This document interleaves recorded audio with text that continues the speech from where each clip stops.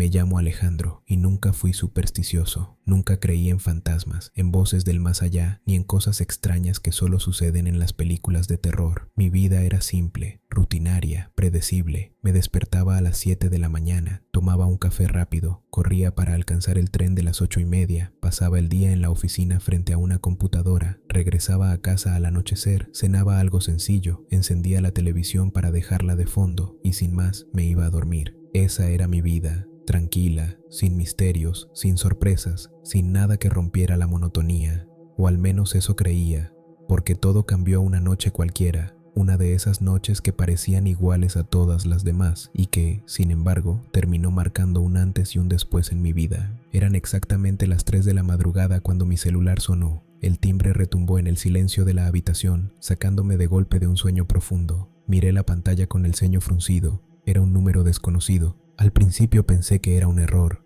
una llamada equivocada o tal vez una broma de algún amigo desvelado. Dejé que sonara hasta que se cortó. No le di importancia, pero al día siguiente volvió a pasar, y al otro también, siempre a la misma hora, siempre con un número diferente, siempre desconocido. No era coincidencia, algo estaba ocurriendo. La tercera noche decidí contestar, tenía la voz temblorosa, pero traté de sonar firme cuando dije, «¿Hola?». Durante unos segundos solo hubo silencio, un vacío inquietante que parecía estirarse como una cuerda a punto de romperse. Y entonces lo escuché. Alguien susurró mi nombre, Alejandro.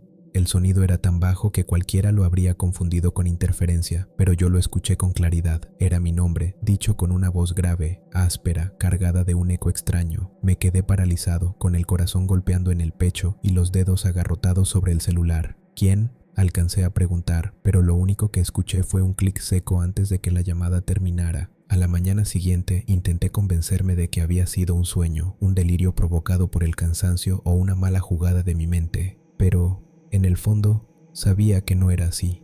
Esa voz tenía algo familiar, como si la hubiera escuchado antes, en algún recuerdo lejano de mi infancia, y al mismo tiempo había en ella un peso antiguo, algo que no pertenecía a este mundo. No podía dejar de pensar en ello, así que decidí investigar. Lo primero fue revisar el número en internet, pero no encontré nada. Luego probé aplicaciones de identificación y tampoco. Llamé a la operadora y tras revisar sus registros, me dijeron que no aparecía ningún número como ese. Era como si no existiera. Intenté bloquearlo, pero cada noche aparecía un número distinto, también desconocido, y siempre a la misma hora exacta, las 3 de la madrugada. Jamás fallaba. El miedo empezó a crecer dentro de mí. Cada sombra en la habitación me ponía nervioso, cada crujido de la madera me hacía saltar, y cuando el celular volvía a sonar, sentía un vacío en el estómago, un terror tan profundo que no solo se quedaba en mi cabeza, sino que se expandía por mi cuerpo como si algo invisible me desgarrara desde dentro. Un día decidí grabar las llamadas con la aplicación de mi celular. La primera grabación no reveló nada, solo estática, pero en la segunda ocurrió algo distinto. Entre el ruido blanco apareció un susurro, apenas audible, pero real. Alejandro, despierta, escucha. El celular se me cayó de las manos y un escalofrío helado recorrió mi columna vertebral. Era un frío que no venía del aire, sino de mis huesos, de lo más profundo de mí.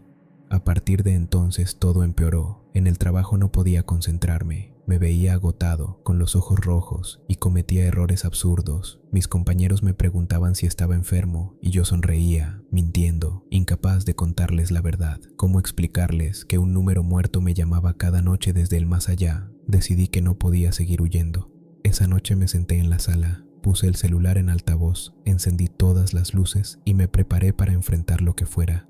A las 3 en punto, como siempre, sonó. Lo tomé con las manos temblorosas y contesté: «Si eres real, muéstrate. Dime lo que quieres». Lo que siguió fue el silencio más largo y pesado que he experimentado en mi vida. Podía escuchar el latido de mi propio corazón y el zumbido de las luces encendidas. Cada segundo se volvía eterno, y entonces llegó la voz: «Alejandro, vuelve a mí». Era como si no saliera del celular, sino que llenara toda la habitación. Resonaba en las paredes, en el techo, incluso dentro de mi cabeza. Los objetos vibraron levemente. El aire cambió de densidad y un olor extraño, a humedad y a polvo antiguo, se apoderó del ambiente. El reloj de la sala marcó un segundo más tarde de lo habitual, como si el tiempo se hubiera alterado. Una silla junto a la ventana crujió, aunque nadie la tocaba. Me quedé inmóvil, incapaz de gritar, incapaz de respirar. Sentía que algo invisible estaba a mi alrededor, rozándome la piel, y en ese instante lo comprendí todo. No era una broma, no era un error de la compañía telefónica, no era nada que pudiera explicarse con lógica. Alguien o algo me estaba buscando y había empezado a jugar conmigo. Después de aquella noche no volví a dormir con tranquilidad. El miedo se convirtió en una sombra constante que me acompañaba incluso de día. No era solo la llamada a las 3 de la madrugada, era la certeza de que algo había cruzado un límite y ya no pensaba retroceder. Todas las noches me acostaba con el corazón acelerado, esperando el timbre del celular. A veces apagaba el aparato, lo dejaba en otra habitación o incluso dentro de un cajón, tratando de convencerme de que si no lo escuchaba, nada ocurriría. Pero nada funcionaba. Aunque el celular estuviera apagado, un zumbido profundo recorría la habitación a la misma hora. Un murmullo se colaba entre las paredes y yo sabía, con absoluta seguridad, que no importaba lo que hiciera, esa cosa me iba a encontrar. Al principio las llamadas solo repetían mi nombre, pero pronto los susurros cambiaron. Empecé a escuchar respiraciones lentas, pasos pesados como si alguien caminara sobre madera vieja y pequeños golpes en el techo de mi departamento. Vivo solo y encima de mí no hay vecinos, solo la azotea. Los sonidos no tenían explicación. Grabé las llamadas una y otra vez. Algunas noches solo registraban estática, pero otras dejaban escapar murmuros cada vez más claros. Alejandro, escucha, despierta. Cada palabra era como un cuchillo entrando en mi piel. El frío se volvió un compañero habitual. A veces estaba sentado en la sala y de pronto sentía un aire helado recorrerme el cuerpo, como si alguien invisible hubiera pasado junto a mí. En más de una ocasión desperté de madrugada con la sensación de que alguien me estaba observando desde la esquina del cuarto. Encendía las luces de golpe, buscaba debajo de la cama, dentro del armario, pero nunca había nada, nada más que ese silencio espeso que me envolvía. Durante el día apenas podía funcionar. Llegaba al trabajo como un zombi, bostezando, con la mirada perdida. Mis compañeros comenzaron a notar el cambio. ¿Estás bien?, me preguntaban. Yo sonreía con torpeza y mentía. Sí, solo estoy cansado. Pero la verdad era que mi vida se estaba derrumbando. La rutina que antes me daba seguridad se había convertido en un recuerdo lejano. Ahora vivía pendiente del celular, pendiente de los relojes, pendiente de cualquier sombra o crujido. Decidí que debía enfrentar la situación directamente. Una noche puse el celular en altavoz y lo dejé sobre la mesa mientras una grabadora registraba todo lo que sucediera. Encendí todas las luces, me armé de valor y esperé. A las 3 en punto el timbre sonó. Contesté con voz firme. Si eres real, dime lo que quieres. Muéstrate. No hubo respuesta inmediata, solo silencio. Un silencio tan profundo que sentí como me aplastaba. Y de repente, la voz volvió, más fuerte que nunca, como si me hablara desde todos los rincones de la habitación. Alejandro, vuelve a mí.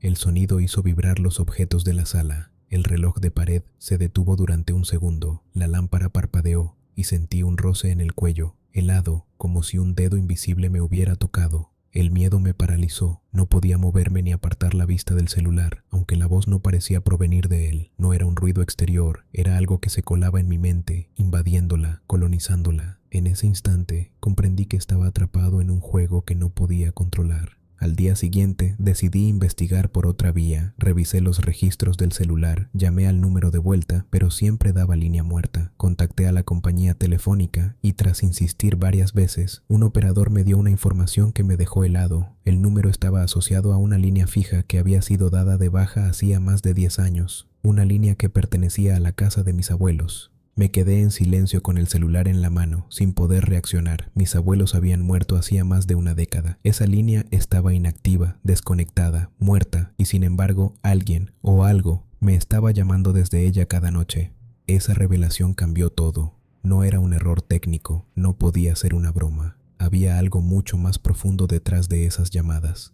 Algo que me conectaba con mi pasado y con la casa de mis abuelos, un lugar donde había pasado mi infancia y al que no volvía desde hacía años. Decidí buscar al nuevo propietario de la casa.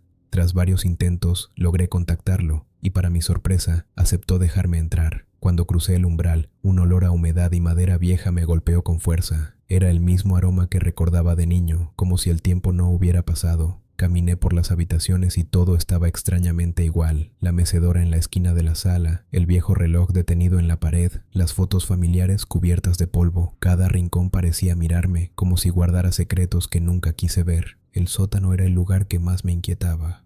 De niño me daba miedo bajar allí, y ahora entendía por qué.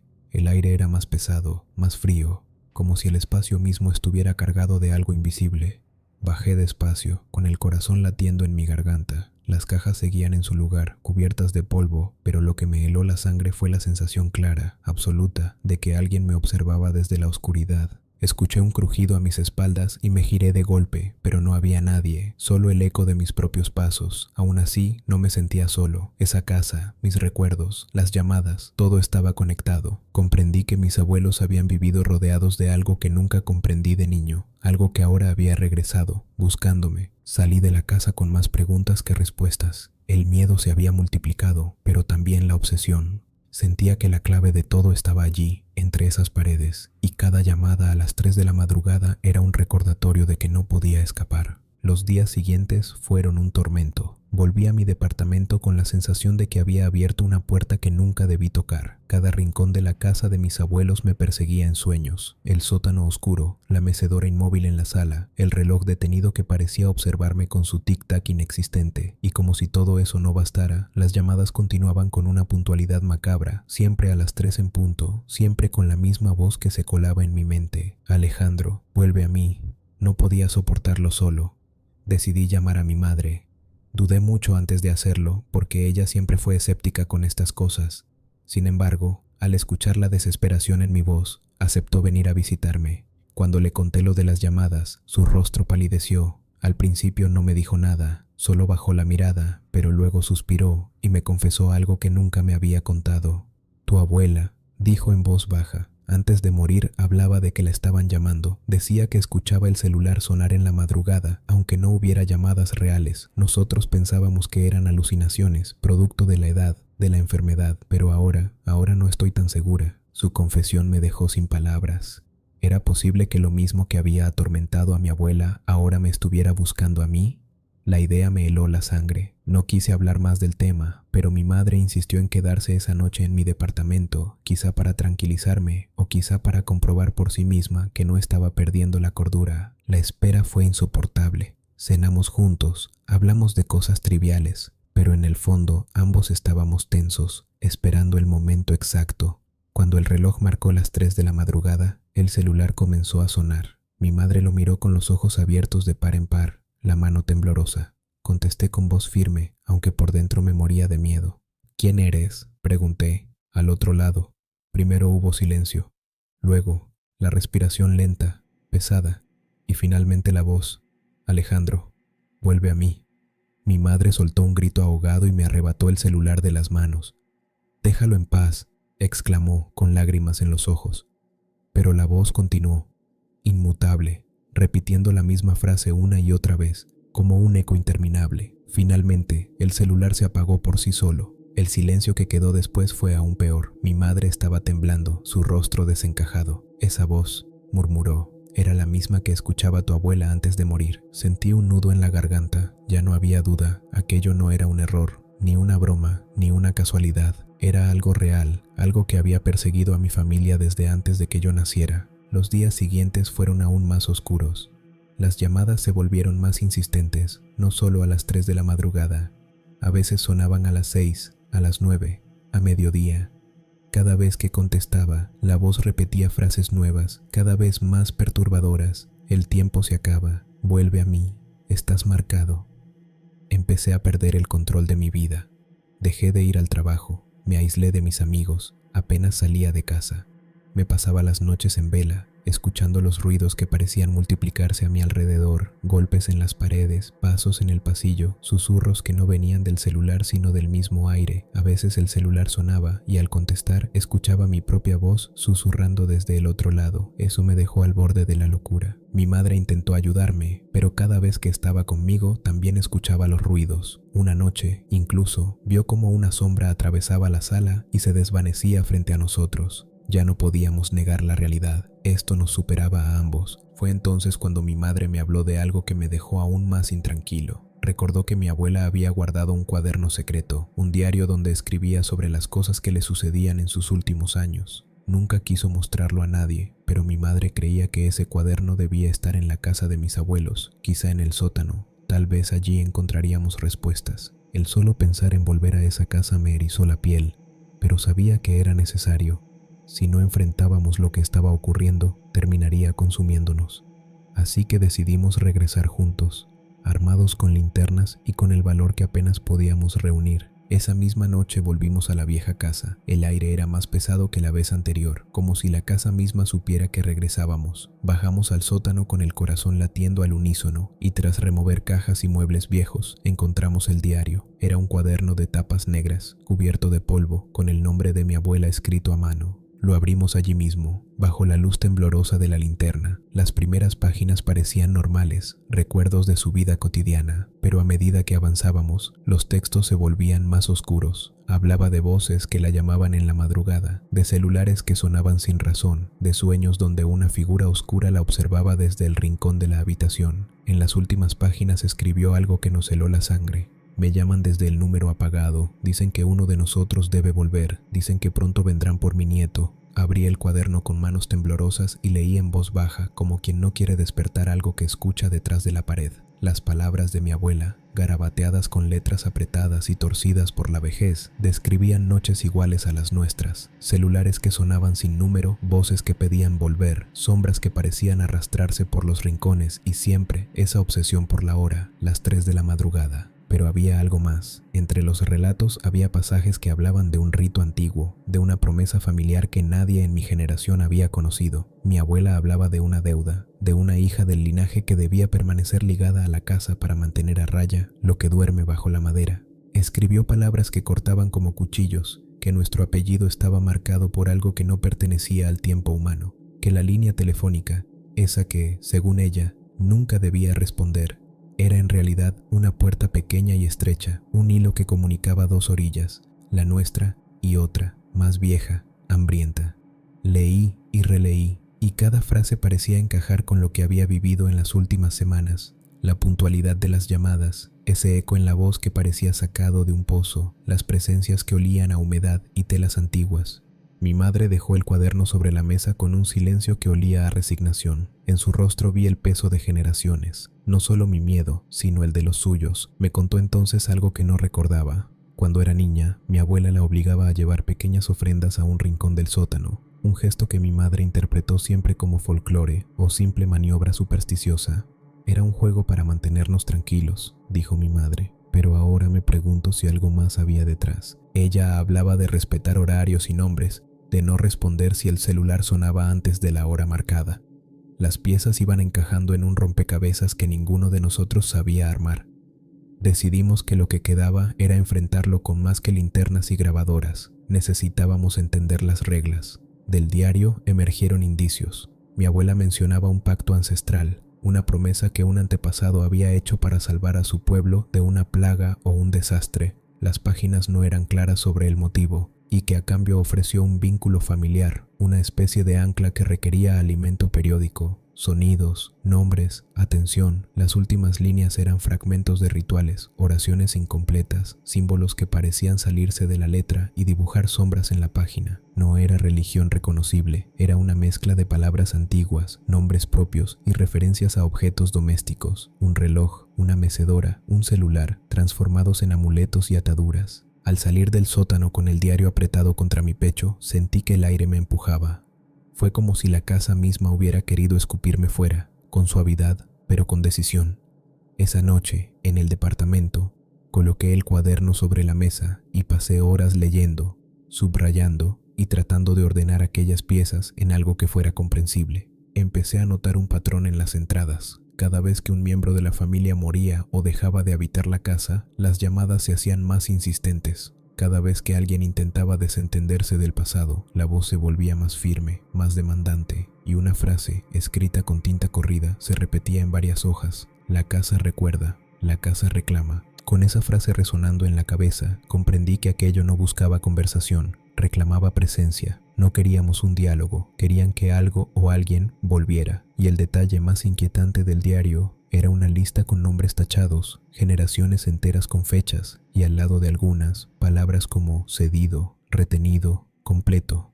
En la última página, el nombre de mi abuelo tenía una nota que decía "no cumplió", sellado por ahora debajo, con una caligrafía diferente, reciente, la frase "pronto vendrán por el que falta". Mi madre se quedó en silencio largo rato y luego habló con voz rota. Quizá por eso nunca quisieron vender la casa. Mi madre, ella sabía. Más de lo que nos contó sentí una mezcla de rabia y desesperación. ¿Cómo podía mi familia cargar con una deuda que nadie nos heredó con conocimiento? ¿Cómo podía un celular, un aparato sencillo y cotidiano, convertirse en la llave de un juramento ancestral? Decidimos no mantener esto en secreto. Llamamos a mi hermana y a mi primo, les contamos todo y les pedimos que vinieran. Nos reunimos en la casa de mis padres con el diario en medio de la mesa, como si fuese un mapa que indicara la ruta hacia nuestra salvación o nuestra perdición. Entre todos, tratamos de reconstruir los rituales con lo poco que mi abuela había dejado, nombres que debían pronunciarse en orden, objetos que, según el cuaderno, sellaban la presencia cuando se colocaban en puntos específicos de la casa, y una advertencia final: nunca contestar cuando el celular suene antes de que alguien pronuncie el nombre que pide. Parecía absurdo, pero nuestros sueños se habían vuelto demasiado reales para descartar cualquier posibilidad.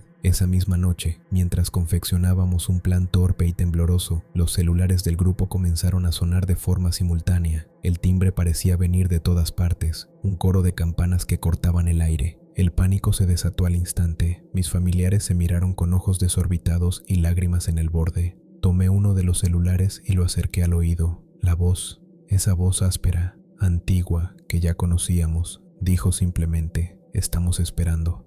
El frío nos atravesó como un puñal. En ese momento supe que no bastaba con entender la historia, había que elegir. Podíamos ignorar la tradición y arriesgarnos a que la presencia reclamara por fuerza, o podíamos intentar seguir las instrucciones incompletas del cuaderno, improvisar un ritual con lo que teníamos y ver si el vínculo se quebraba. Ninguna opción prometía seguridad. Sin embargo, la familia discutió en voz baja y de algún modo la decisión fue unánime. Intentaríamos lo que mi abuela dejó apuntado. Habíamos ganado algo desde que habíamos leído el diario, la posibilidad de actuar, y en una situación así, actuar, aunque fuera torpemente, era preferible a la pasividad. Preparar lo necesario nos tomó horas. Conseguimos el viejo reloj que había en la sala de mis abuelos, lo limpiamos y lo colocamos en el centro de la casa. Llevamos la mecedora a la entrada y situamos fotografías familiares alrededor. Trazamos con tiza en el suelo señales que mi abuela había descrito vagamente y repetimos en voz alta y temblorosa algunos de los nombres que aparecían en el diario. A medianoche, la casa parecía un altar improvisado. Todos estábamos exhaustos y con una sensación de vulnerabilidad absoluta, como si cualquier ruido pudiera ser el signo de que habíamos fallado. Cuando las 3 de la madrugada comenzaron a acercarse, nos tomamos de las manos y esperamos. No sabíamos si aquello serviría de algo, si el ruido que habíamos preparado fuera suficiente para contener algo tan viejo.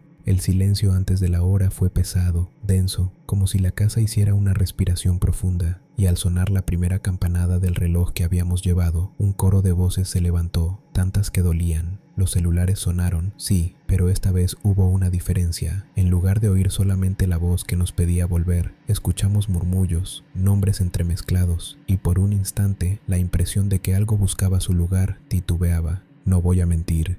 Hubo una fracción de segundo en la que creímos haber ganado. Fue leve, casi una ilusión de alivio, pero no duró. La presencia no se disolvió, reaccionó, más bien se adaptó. Y en esa adaptación entendimos la gravedad de lo que enfrentábamos. Aquello no quería solo ofrendas ni nombres, quería pertenencia, y nosotros éramos, por sangre y por destino, su puerta. El aire en la sala se volvió espeso, imposible de respirar. Mis primos empezaron a temblar, mi hermana se aferró a mi brazo y mi madre apenas podía mantener los ojos abiertos. El reloj que habíamos colocado en el centro de la habitación comenzó a sonar con campanadas que no correspondían a la hora real. 3 golpes profundos, lentos, metálicos, que hicieron vibrar los cristales de las ventanas. La mecedora, en la entrada, empezó a moverse por sí sola, como si alguien invisible se hubiera sentado en ella. Ninguno de nosotros podía reaccionar. La mezcla de voces que salía de los celulares se volvió un coro gutural, imposible de comprender del todo, pero entre ese caos había frases que nos helaron la sangre. Siempre estuvieron con nosotros. Nadie escapa del nombre. La deuda no muere. Yo intentaba recordar las palabras del diario, los símbolos, cualquier indicio de cómo continuar el ritual. Pero mi mente era un laberinto de miedo. El cuaderno estaba abierto en la mesa, las páginas agitadas por un viento que no provenía de ninguna ventana. Las fotografías familiares comenzaron a desprenderse de la pared y a caer al suelo una tras otra, como si manos invisibles las arrancaran con furia. Cada imagen que tocaba el piso parecía consumirse un poco, desvanecerse en el aire como ceniza. Mi hermana, con voz temblorosa, empezó a leer en voz alta uno de los párrafos del diario. Sus palabras, torpes y atropelladas, parecían provocar una reacción. El coro de voces bajó su intensidad, como si se hubiera sorprendido por nuestra osadía. Entonces, todos comprendimos que esa era la única salida, enfrentar con las mismas palabras que habían sido escritas décadas atrás. Nos turnamos para leer, cada uno tomando una frase, un símbolo, un nombre. El ambiente en la sala oscilaba entre calma y tormenta, como si la casa respirara con nosotros. De pronto, los celulares dejaron de sonar. El silencio fue aún peor. No había murmullos, no había pasos, no había campanadas, solo silencio. Un silencio tan profundo que dolía en los oídos. Miré alrededor y comprendí lo peor. No estábamos solos. Sentí algo detrás de mí, un peso enorme, una presencia inmensa que ocupaba toda la sala. El aire olía a madera húmeda, a polvo viejo, a tierra removida. No podía verlo, pero sabía que estaba allí, y en ese instante, una voz única, clara y penetrante, rompió el silencio. Alejandro, elige. El suelo vibró. La mecedora se detuvo, el reloj marcó la hora exacta, como si todo se hubiera congelado en una pausa expectante. Mis familiares me miraban con terror, como si ellos también hubieran escuchado esa orden dirigida solo a mí. Comprendí lo que quería. No pedía ofrendas, no pedía oraciones, me pedía a mí. Era mi nombre el que resonaba en las llamadas, mi sangre la que llevaba esa deuda, mi destino el que estaba marcado desde antes de que yo pudiera entenderlo. No respondí, no podía. Mis labios estaban secos, mi garganta cerrada.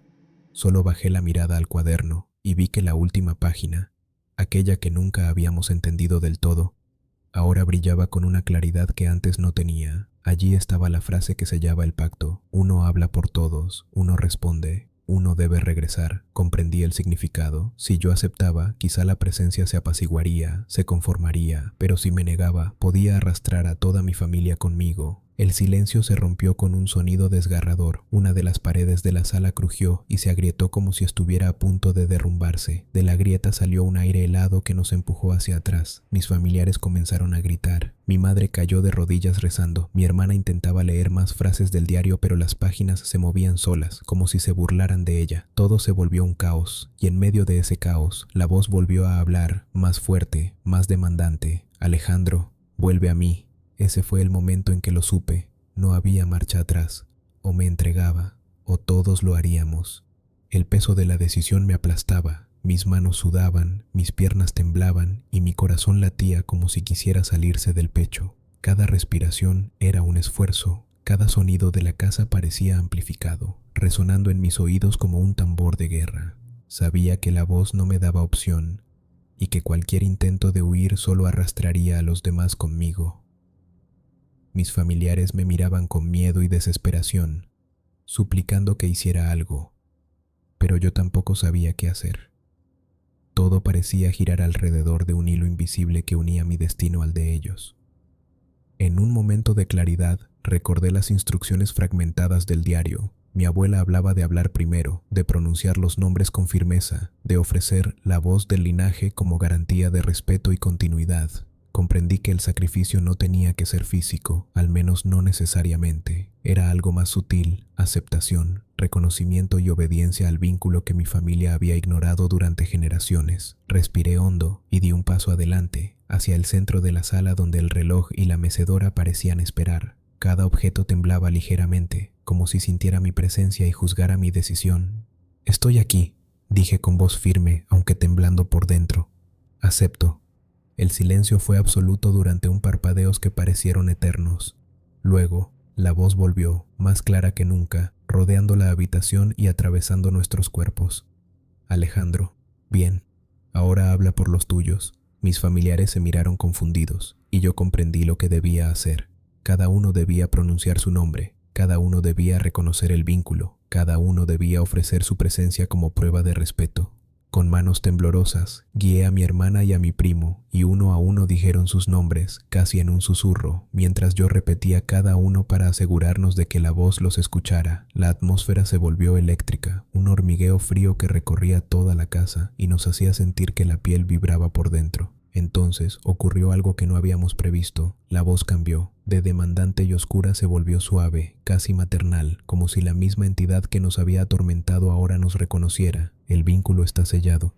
Por ahora, dijo, y de repente, la presión, el frío, el ruido, todo desapareció. La mecedora dejó de moverse, los celulares cesaron sus timbres, y la casa quedó en un silencio absoluto, pesado, pero no amenazante. Por primera vez en días, respiré con normalidad.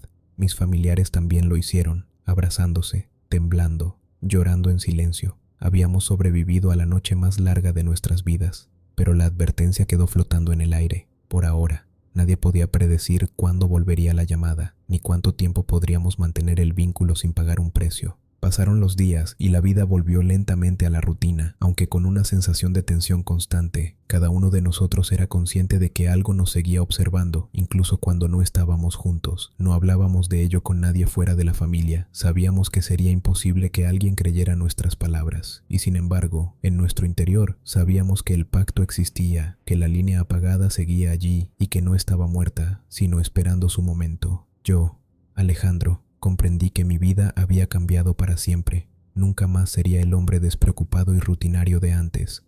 Ahora estaba marcado, vigilado, consciente de que cada sombra podía ser una señal, cada sonido un mensaje. La voz de mis abuelos, la voz del pasado, la voz de la casa, todo se mezclaba en mi mente, recordándome que el vínculo familiar era real y que, tarde o temprano, volvería a reclamar. A veces, por las noches, cuando estoy solo y el reloj marca la hora exacta, puedo escuchar un leve zumbido, casi imperceptible. No sé si es mi imaginación o si la llamada todavía existe, esperando que algún día diga otra vez mi nombre y me pida volver. Los días posteriores al ritual no fueron de calma, sino de vigilancia constante. Cada miembro de la familia vivía con la sensación de que la presencia acechaba en cada sombra, en cada rincón de la casa y fuera de ella. No importaba si estábamos juntos o separados, los celulares vibraban de manera extraña, siempre con números desconocidos, siempre con un patrón inquietante que nos recordaba que el vínculo seguía vivo. La voz ya no pedía únicamente volver, ahora era más sutil, manipuladora, insinuando cosas que no queríamos pensar, pero que no podíamos ignorar. Mi hermana fue la primera en notar algo más grave.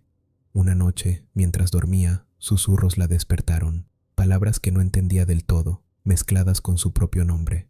Al levantarse, encontró el reloj de su habitación adelantado exactamente 3 horas y una sombra al pie de su cama que desapareció cuando encendió la luz. Mi primo, por su parte, comenzó a tener pesadillas recurrentes en las que una figura oscura lo llamaba desde un celular antiguo. Cada vez que despertaba, sentía frío y sus objetos personales se movían ligeramente. Mi madre y yo comenzamos a notar lo mismo. Puertas que crujían, pasos que no correspondían a nadie, un perfume antiguo que parecía recorrer los pasillos sin razón.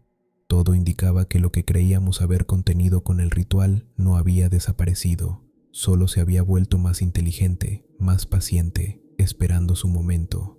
Decidimos reunirnos de nuevo en la casa de mis padres, esta vez para investigar a fondo el diario de mi abuela y entender si existía un patrón que pudiéramos anticipar. Revisamos cada página, cada símbolo, cada frase repetida. Allí encontramos algo aterrador, un mapa familiar que parecía señalar quiénes estaban más cerca del vínculo y quiénes podrían ser tomados por la voz. No era solo una amenaza general, sino un objetivo concreto. Los miembros más jóvenes, los que tenían sangre directa de la línea ancestral, eran los que corrían mayor riesgo. Yo estaba en el centro, y mi hermana y mi primo justo detrás de mí. La herencia de aquel pacto era literal y peligrosa. La tensión alcanzó su punto máximo la noche en que todos decidimos quedarnos juntos en la casa. Los celulares comenzaron a sonar simultáneamente a las 3 de la madrugada, con timbres que parecían resonar dentro de nuestro pecho. Esta vez, cuando contesté, no escuché solo mi nombre, sino también los de mis familiares, mezclados en un coro infernal. Alejandro, Mariana, Diego, vuelve a mí. Sentí un dolor físico, como si algo intentara arrastrarme desde dentro. Cada palabra vibraba en los huesos, cada sílaba era un tirón invisible que nos obligaba a mirar al centro de la sala, hacia los símbolos y objetos del ritual. En ese instante comprendí algo más. No podíamos simplemente seguir las instrucciones al pie de la letra. La voz buscaba algo que no habíamos considerado, una elección consciente, un compromiso real, un reconocimiento profundo de la deuda familiar. Si alguien dudaba o vacilaba, la presencia ejercía presión, manipulación, jugando con nuestras mentes. Era un juego de paciencia y terror, donde cada error podía tener consecuencias devastadoras. Mi madre, con lágrimas en los ojos, comenzó a recitar oraciones que no recordaba haber aprendido, pero que parecían brotar de algún lugar profundo en su memoria. Mi hermana y mi primo repitieron los nombres de nuestros abuelos y yo cerré los ojos, tratando de sentir más que escuchar, tratando de aceptar que aquello era parte de nuestra sangre, de nuestra historia, de nuestro destino. Por un momento, el aire se volvió más pesado, luego más quieto y la sensación de ser arrastrados disminuyó. No desapareció, pero supimos que, al menos por esa noche, habíamos ganado algo, un respiro. Sin embargo, mientras nos abrazábamos intentando recuperar la calma, un sonido nuevo emergió, un clic seco, metálico, proveniente del sótano. Todos lo escuchamos, todos sentimos el escalofrío recorrer nuestra columna. Nadie quería bajar, sabíamos que algo nos esperaba allí, algo que no podía ser enfrentado solo con palabras o rituales antiguos. La casa había decidido que nuestra lucha apenas comenzaba. Esa noche comprendí que lo que había empezado como una simple llamada de celular había evolucionado hacia algo mucho más profundo, un vínculo ancestral que nos controlaba, nos observaba y nos ponía a prueba. No era solo la voz de mis abuelos ni un eco de su muerte, era algo más antiguo, algo que había estado acechando nuestra sangre durante generaciones y que ahora estaba decidido a reclamar lo que le pertenecía. La noche siguiente fue peor que todas las anteriores. Sabíamos que la presencia estaba cerca. Y no nos equivocamos. Apenas el reloj marcó las 3, el sonido del celular fue ensordecedor, y esta vez no hubo susurros. Escuchamos gritos distorsionados, llantos que no pertenecían a ningún familiar, y algo que se movía en las sombras de la sala. La luz de las linternas parecía temblar por sí sola, y el aire se volvió tan frío que cada respiración dolía en los pulmones. Intenté sostener el celular, pero se deslizó de mis manos como si alguien invisible lo empujara. De repente, una sombra emergió detrás de la mecedora. No era una sombra normal, era densa, sólida, y parecía absorber la luz a su alrededor. Mis primos gritaban, mi madre sollozaba, y yo sentí un terror que no había experimentado en toda mi vida. La figura se movía lentamente hacia nosotros, y a cada paso el suelo crujía bajo un peso invisible. Lo peor fue cuando escuchamos nuestra propia voz replicada por el eco de los celulares, cada uno de nuestros nombres repetido con un tono burlón, distorsionado, casi burlándose de nuestra impotencia. Intenté recordar las instrucciones del diario. Debíamos pronunciar los nombres en orden, sostener los objetos en sus lugares y mostrar respeto, pero algo había cambiado. La presencia ya no obedecía solo a las palabras, estaba viva de una manera que desafiaba toda lógica. La sensación de ser observados se volvió física, como si cientos de ojos invisibles nos atravesaran, reconociendo nuestras debilidades, nuestras dudas, nuestra desesperación. En un momento de lucidez, entendí que no bastaba con el ritual improvisado. La entidad estaba reclamando un compromiso más profundo. No quería solo obediencia superficial, quería que aceptáramos nuestra conexión con la familia, con la casa, con aquello que nos perseguía desde generaciones atrás. Mi corazón latía tan fuerte que creí que podía escuchar sus golpes en toda la sala, y mi respiración se volvió un hilo entrecortado que se mezclaba con los murmullos y crujidos de la casa. La sombra avanzó hasta colocarse frente a nosotros. Podía sentir su energía como un peso físico y de repente todos los objetos del cuarto comenzaron a temblar, cayendo al suelo. Las fotografías, el reloj, la mecedora. Fue entonces cuando comprendí algo aterrador. La casa misma estaba participando, como un ente consciente que actuaba en perfecta sincronía con la voz. No era solo un espíritu.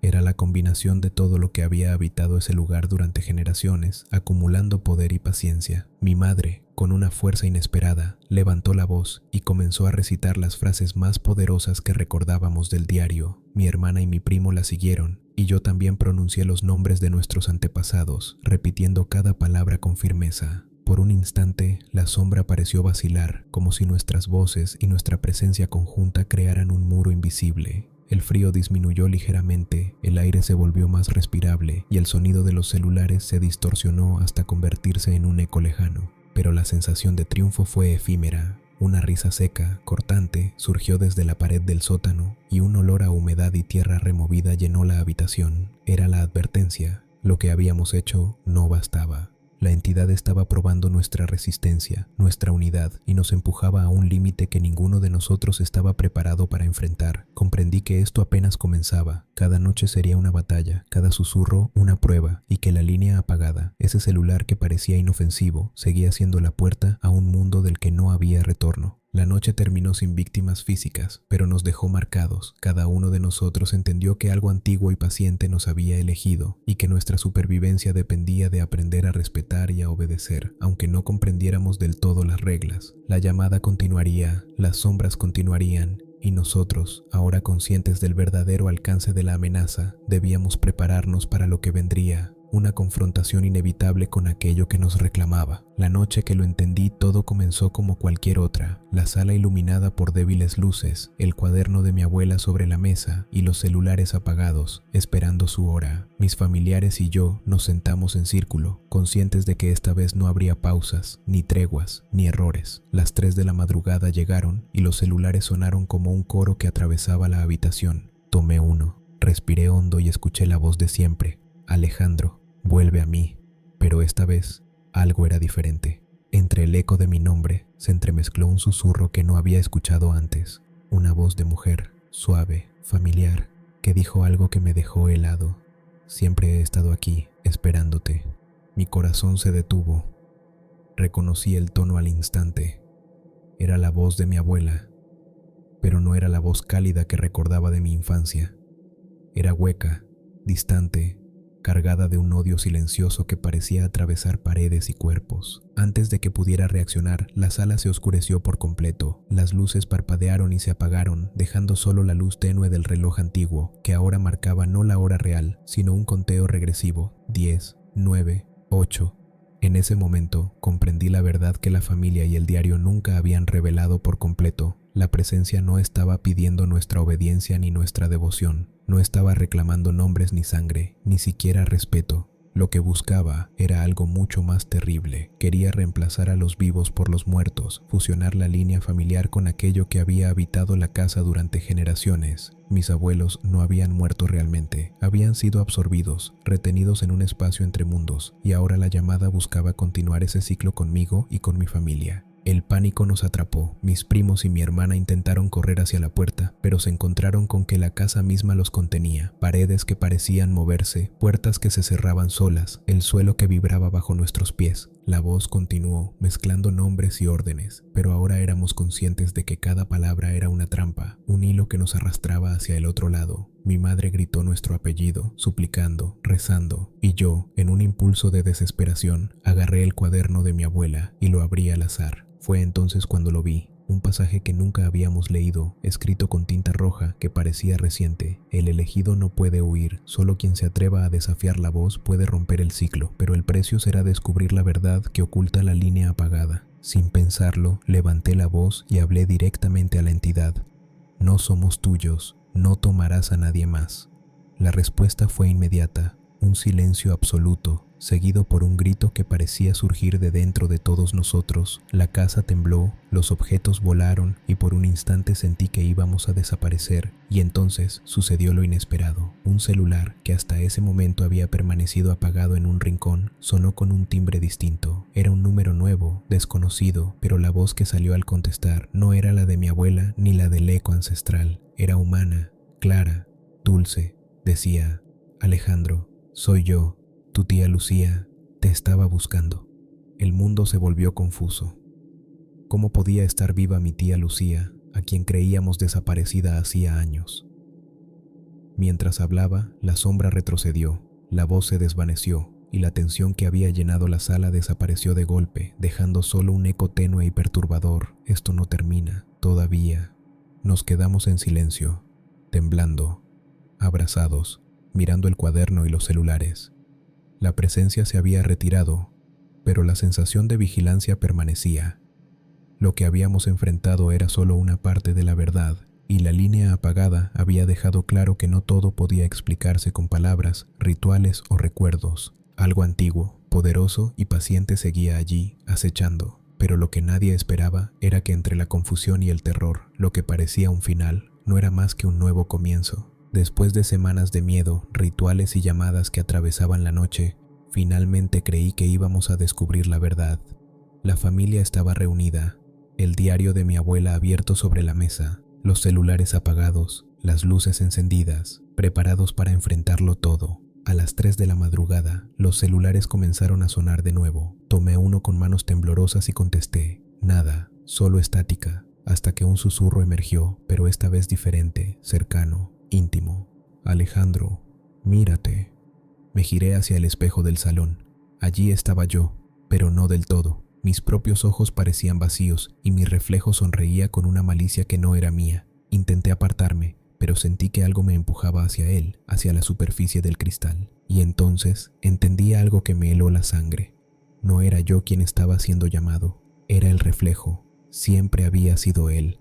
Cada llamada, cada susurro, cada sombra había sido una invitación para que mi otra mitad, atrapada dentro de un espejo desde la infancia por un oscuro pacto familiar, cruzara al mundo real. El terror no terminó ahí. Mi reflejo comenzó a hablar por mí, usando mi voz, diciendo cosas que nunca había pensado, revelando secretos que nadie debía conocer. Mis familiares intentaron intervenir, pero no podían tocar el cristal. Sus manos pasaban a través como si fuera agua. Siempre fui yo, siempre fui el que observa, esperando el momento en que Alejandro confiara en su reflejo. Dijo la voz dentro del espejo, con mi cara deformándose cada vez más. Intenté gritar, moverme, huir, pero era demasiado tarde. Cada palabra que había leído, cada ritual, cada intento de protegernos, solo había fortalecido la entidad dentro del espejo. Era yo y no lo era. Mi reflejo había aprendido mis miedos, mis rutinas, mi historia, y ahora estaba listo para reemplazarme.